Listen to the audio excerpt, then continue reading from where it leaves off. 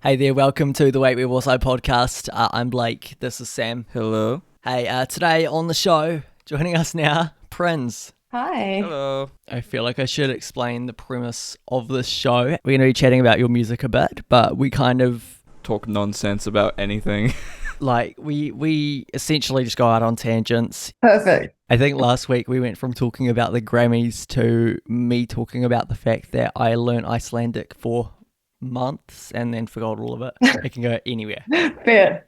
That's wild, by the way. What, the fact that I learned Icelandic or just the chain of events? No, the fact that you learned Icelandic. That's so niche. Oh yeah, no, I didn't learn it well. I just by learning it I mean I learn a few words and then left it at that. Fair. And you retained zero information. Exactly. As it goes, how it goes, right? Yeah, for sure. Your new track Run Out now came out close to 2 weeks ago now. How's all of it going? It's been great. Yeah, since we last spoke, I have hit my first number one single that I've ever had. So yeah, really, really stoked, obviously, with just how everything's been rolling out and the response from everyone's been really positive. And yeah, I honestly couldn't really ask for much more than that. So hopefully we can crack it at a second week and we can stay in the charts, but we'll see how we go. A couple days left and then all will be revealed. Surely you'll make it stay in number one at the charts. Like I have been listening to the song a lot. I was just driving down the motorway. I didn't go down the wrong motorway this time, but I was blasting it as I drove down the motorway, Perfect. as one does, right? Perfect. That's what we want to hear. Yep. I was just listening to it, like hanging up my washing. That's what it's meant for. Any occasion. I love it. If I'm in the charts, then I can single-handedly thank you guys. Hey, tour coming up very shortly. I think Auckland show's about just under 3 months away. Yeah. I think it's about 2.5 months away. Christchurch show coming up first on April 12th, so that's pretty exciting. And then 2 weeks after that I took a break for Easter because I thought there's probably no one is going to be in town for that period. So yeah, Auckland is on the 26th of April, which yes, coming up pretty fast, but it's very exciting. I'm so ready to like put the shows together and just show everyone like the new songs that we've been working on because I've been playing a lot of unreleased music, which is going to be super, super exciting. And I haven't played in Auckland. I haven't done a headline show in Auckland in nearly 2 years, which is kind of wild. So yeah, really looking forward to just coming back and like seeing everyone again, really. And you're going back to the Philippines, is it? Yeah. Must have seen that. We just got announced for a big like 3-day festival in Cebu.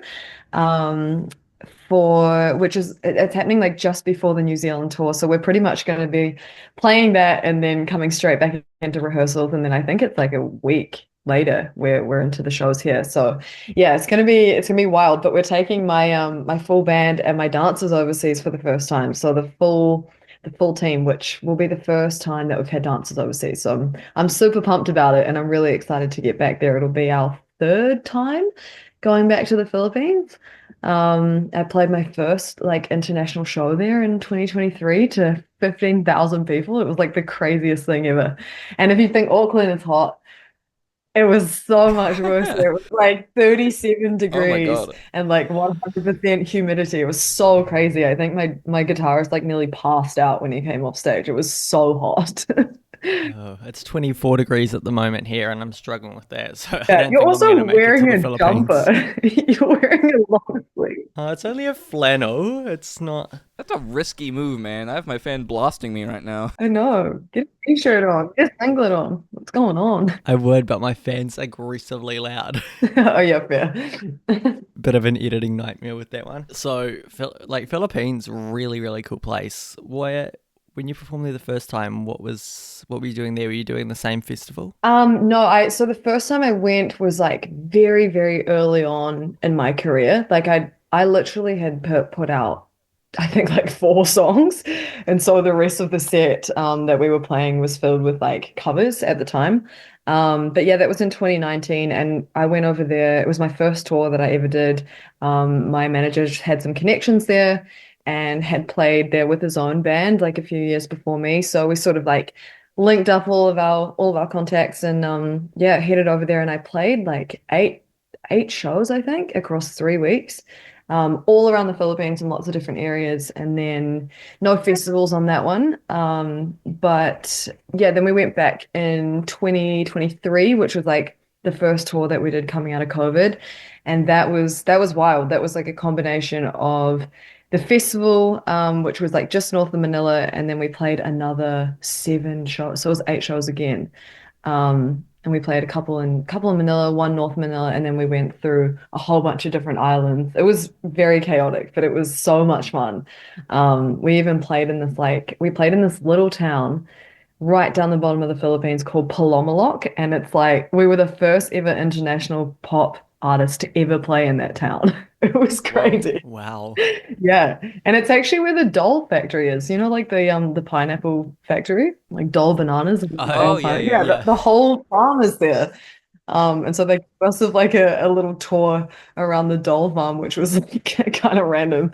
But so much fun. So yeah, we definitely get looked after there. It's kind of a wild place. Just, I feel like you being there as a performing artist, it would be, you'd get like a royal treatment, right? Yes, yeah, they are really, really, really accommodating, that's for sure. Yeah, Yeah, the, exactly. the fans are amazing. Like they're maybe the wildest fans I've ever come across. They're just like so, so excited to see you there. And you definitely feel very famous.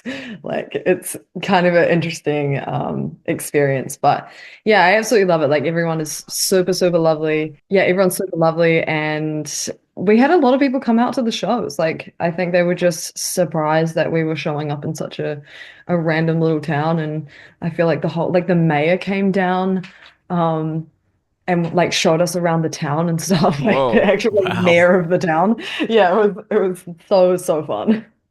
So I'm very excited to go back. Let's chat a little bit about more about your headline shows here well, in Christchurch and here in Auckland. Opening acts. Yes, Have you, I haven't. we spoke about this a few weeks back. Have you moved any further along the process? Honestly, I genuinely haven't. I've been thinking about it. I've just been very preoccupied with the release of the single because the work kind of starts when the song comes out, the sort of promotion and the content creation, and yeah, there's also been a few like family events and stuff happening while I've been up in Auckland as well. So I've been like preoccupied with like a family wedding coming up and like lots of different things. So I definitely haven't looked at it, but I do have an idea on a couple. I definitely have one in mind for Christchurch that I'm gonna probably lock in this week. But I really need to get onto that. Thank you for reminding me. Yeah, I've seen a lot of Blake and I's like musician friends trying to like open for you, and like the amount of like comments who are like tagging these people is like insane to see. I know it's so cool because I didn't even know that like a lot of them even existed, especially because I've just been out of the country for so long. Like there's always new artists that are kind of popping up and stuff. And so it's been quite cool to see who the like new and upcoming artists are. It's definitely a hard choice, eh? I feel like so bad I need to go through all of them and like make some decisions so I can just carry on with my life. But yeah. I mean, is it stressful just knowing that it's something you've got to do, or is it just something you just haven't thought about? No, it's not stressful. It just needs some focused attention, that's all. I guess it's a good way just to listen and discover some more music as well. Yeah, and I'm currently like as of today, I'm house sitting at my parents' house while I'm up in Auckland for the next sort of like 5 days or 5 or 6 days. So I'll have some like non-distracted time to like actually sit down and go through stuff. So yeah, we'll get there. Maybe there'll be an announcement end of week. Who knows? End of week. Wow. I mean, it's Wednesday as we're recording this. This episode comes out on Monday. Yeah, yeah, maybe. End of week announcement. Could it be? Could it like Could be. Maybe a Monday suits better. But yeah, definitely soon. Definitely soon. I'd assume there'd be like a process you've got to go through to go and like double check with the artist, be like, you can do this, right? Yeah, well, I'm assuming that they're all available. You would hope so if they're all tagging themselves. So, but yes, that has actually happened before. I have actually had that happen to me in Christchurch where we booked somebody who said that they were available and then they were like, "Oh, we're not available anymore." And I was like, "Oh, okay, never mind." So it can happen. Do situations like that like become like a big panic at all, or is that like, oh, I've got this backup person in mind, or It was pretty close to the time, so it was a little bit of a panic, to be honest with you. And it was also like when I was playing a lot smaller shows. So, when you're playing smaller shows, like people are not, you don't have as many people that are interested in opening. Also don't have like the budget of, when we have bigger shows, we obviously have slightly bigger budget to give to bigger artists and stuff like that. So yeah, it definitely was a bit of a spanner in the works, but we got through it. I think we ended up putting a DJ on stage oh, actually instead of an artist, which was kind of fun. And I've done that for a few of my shows now, where we've had like DJs sort of open up. It's a vibe. I like it. yeah, DJs are good at like hyping up a crowd. I've had a DJ open for a concert that I went to, which was a rap show, so it was kind of expected to have a DJ there anyway. But yeah, the DJs are like really good at like getting people's attention. Easy to set up as well. Like it's different to having a band where you've got to bring on all the instruments and like sound check everything. And it's like DJ, you can just literally plug and play and like move him off in like 2 minutes and you can just start the show, which super easy. So yeah, it's definitely convenient, which I think is why a lot of DJs get booked for festivals and stuff as well, because it's easy. Like there's not a lot of changeover time and stuff too. So yeah, we'll see. But I'm not doing a DJ this time. I'm having real artists, real band. Not that DJs aren't real artists, but you know what I'm saying. DJ's completely fake. Yeah, fake, Holograms. fake. We don't need it. No, no. A DJ's a vibe. We love a good DJ. Shout out to all the DJs listening to the show. Yeah, 100%. I've been slightly thrown off by the fact that Sam's camera just keeps moving. Oh yeah, I know. Every time it flicks to him, he's just like, it's because my like main camera I normally record with is like colliding with my recording oh like right. software. So I'm having to use my laptop's built-in camera, which has the like built-in tracking thing, which I completely forgot was a feature. I think I could turn that off if No, it's leave throwing you it. guys off. No, it's so funny. Leave it? Okay, cool. I'm like stupidly amused by it. I don't think when this is released that it will show. Maybe Blake, if you're recording the Zoom, it might show up there. Coming back to speaking about upcoming shows, Christchurch, Auckland, spoken quite a bit about those, spoken about how much we hate DJs. No, we haven't. I never said it. I did, and then I unsaid it. Yeah. Well, you're not gonna have any DJs on the show after this. Thanks, Blake. You're gonna half all the people that you can have come on. Yeah, all of our guests are just DJs. Are they actually? I don't think so. I think you're our first. You are our first. That's it. I'm gonna start DJing. Just our first guest entirely. Yeah. Perfect. Not specifically a DJ. I mean, this is what I think episode 7. Ah. I lost count. I don't know. I lost count at 4. That's as high as I can count. What was it, like the 6th of January or something was our first episode? This is like new. Yeah, relatively. Relatively new. Nice. A little bit over a month, so that's cool. Yeah. Music. Honestly, I feel like I shouldn't start a topic of conversation with the headline music, as that's kind of where I end up having to take a bit of a step back, as I am not exactly a maker of music, but You gotta let the two musicians talk. we've spoken about this a little bit in the past, but your music making process, what is that? It's chaotic. It's never the same. It's very messy. It changes all the time. Like there's no real like one way that it sort of happens. For example, like my song Run that's just come out, like I actually found the voice note for it the other day. And I started writing the song on the 29th of October 2023. And I know that exactly. And I was just like in Sydney, literally going for a walk and just started recording this like little voice memo idea.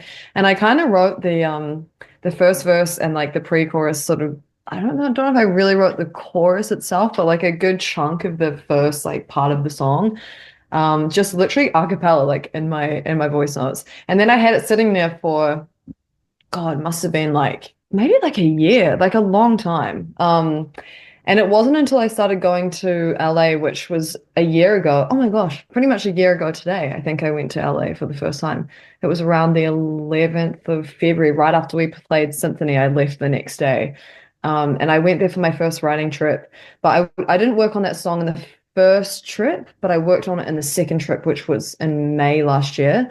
And I just sort of connected with a producer over there and another like writer, just the three of us in the room. We were just sort of mucking around and kind of like fleshing out the rest of the song and the rest of the idea. Had some super basic production.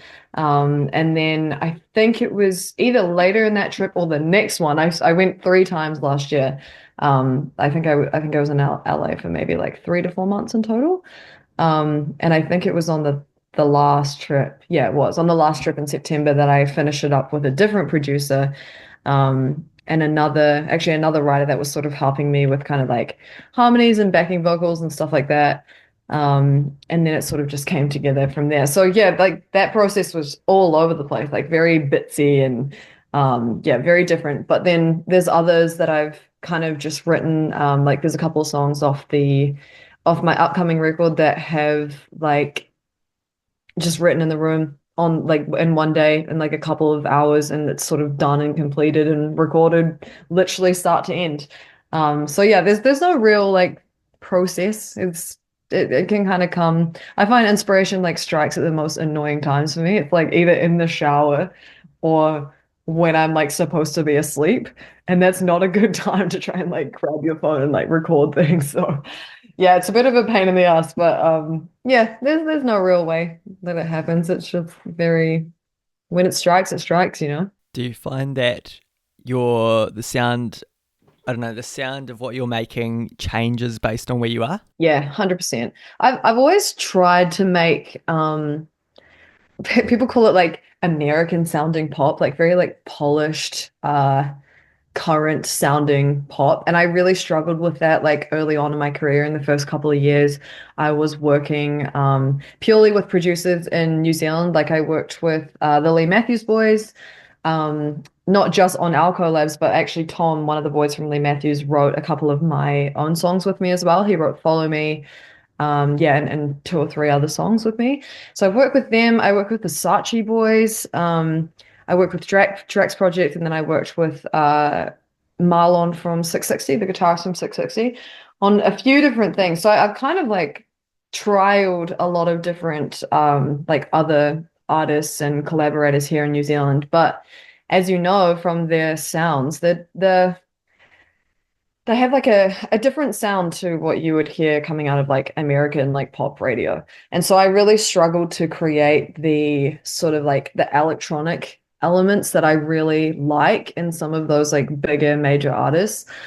And so it wasn't really until COVID where everyone switched to doing Zoom sessions. And instead of me like going in person and writing, I was kind of like, okay, well, I don't need to Zoom these people in New Zealand. I could literally Zoom anyone anywhere if I'm going to do a Zoom call. And that sort of like that kind of started my process of like getting out of New Zealand. And I found a couple of writers who they used to be based in LA, but they're actually from Canada.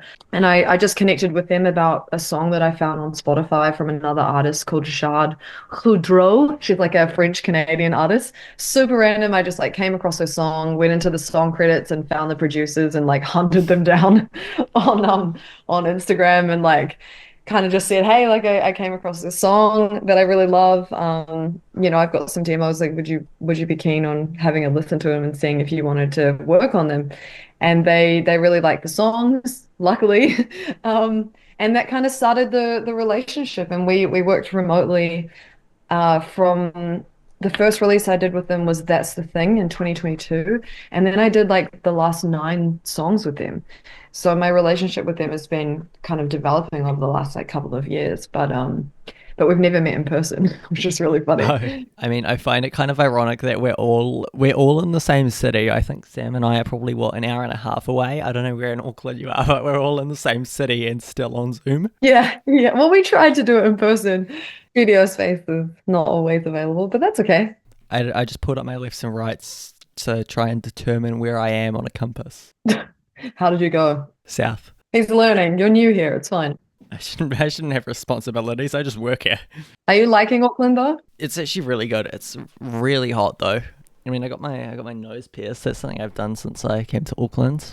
Oh my God. I literally did it 2 hours ago. Wild. You're a new man. with a nose piercing. Auckland does things to you. Yeah, makes me grow my hair out, get my nose pierced. What's he gonna do next? I don't know, pretty predictable. I'm moving to Wellington in like 4 or 5 days, so maybe I'm next to get the nose piercing and grow out my hair. Oh yeah, it's gonna be interesting because I mean, Wellington's an interesting place. I feel like it's going through some struggles right now. It feels like it's low-key dying. Not that I want to say that before you move there, but I've heard the same things, unfortunately. Maybe it'll fix up. Hopefully it gets fixed up a little bit by the time I'm there. You've got about 3 days, so yeah. We actually played we played the New Year's festival at Courtney Carnival like precinct in the main town over New Year's Eve, and I think they hadn't played that festival in sort of like 10 years, I think, maybe even longer. And they put it back on just to try and like help sort of revive the city. So between you and I, we may be saving Wellington single-handedly. and I'll try to help, but I'm about an 8-hour drive away. You can bring on Wellington guests onto your show, and then all three of us can do a collective effort. I think this has gone very random. I love it. Yeah. What else is happening in the world, guys? Oh, Ed Sheeran getting his guitar taken away or getting shut down on the street in India. What? I did not hear about this. You know how a lot of the times, like when Teddy Swims was in New Zealand, he did his big show and then he did a bit of busking around Auckland. Yeah. Ed Sheeran tried to do that in India and then the police there came and shut him down. What the heck? But he's Ed Sheeran. I mean, I guess not everybody knows Ed Sheeran. Where was he in India? Do you know? I'm guessing I'm guessing the police like were just unaware of the situation, and maybe he was just causing a big commotion in a area that should not have commotion. I don't know. They unplugged his loop pedal. Poor guy. All he's got. Loop pedal. A guitar, a loop pedal, a voice, and a mic. What more could you need? Yeah. Maybe he didn't have his what is it when you go busking you have to have like a what do you call it? Yeah, like a license. Maybe he didn't have his like Indian license. Doubt he did. I feel like he is the license. Like they see him and they're just like, leave him be. He must have been causing way too much chaos, for sure. Hey, it's now time to do Song of the Show. But song of the show this week is PRINS' new track, Run. How could you tell me the moment I was drowning? You didn't have the guts, you stayed away, and baby, now we could have waited a second or a day, but Absolute banger. Has some Maisie Peters vibes from my end personally, but yeah, amazing song. Go check out Run by PRINS. All right, that is the Song of the Show for this week, episode 7.